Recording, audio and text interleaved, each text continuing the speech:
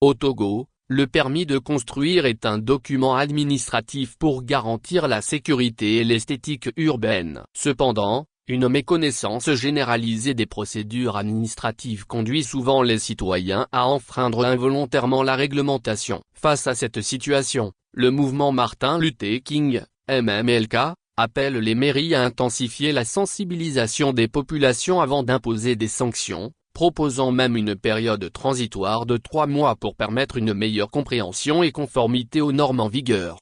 Permis de construire au Togo, le MMLK appelle les mairies à renforcer la sensibilisation des populations avant les sanctions. Le permis de construire est un acte administratif essentiel, encadré par le décret 67-228 du 24 octobre 1967, qui régule les constructions sur le territoire togolais. Il permet à un promoteur ou à un particulier de réaliser son projet dans le respect des normes en vigueur. Ce document est obligatoire dans la majorité des pays et vise à garantir non seulement la sécurité des immeubles et l'esthétique urbaine, mais aussi à prévenir les risques liés aux effondrements et autres désastres structurels.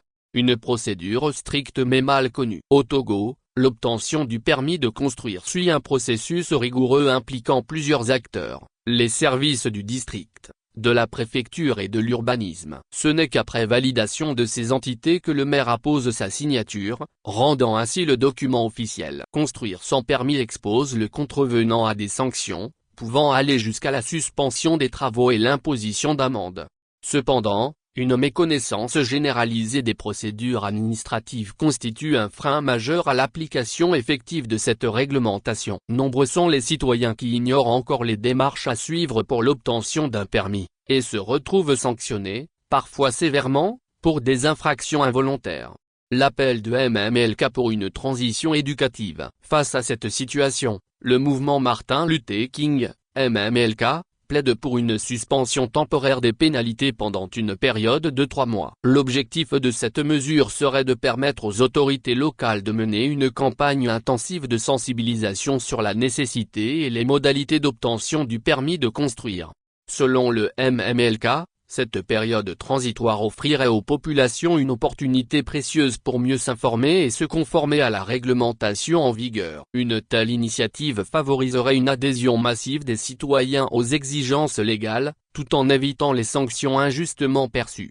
Un engagement nécessaire des municipalités. Les mairies, en tant qu'autorités locales responsables de la délivrance des permis de construire, ont un rôle clé à jouer dans cette sensibilisation. Elles doivent mettre en place des stratégies efficaces pour informer les citoyens, que ce soit par des campagnes médiatiques, des réunions communautaires ou encore des brochures explicatives.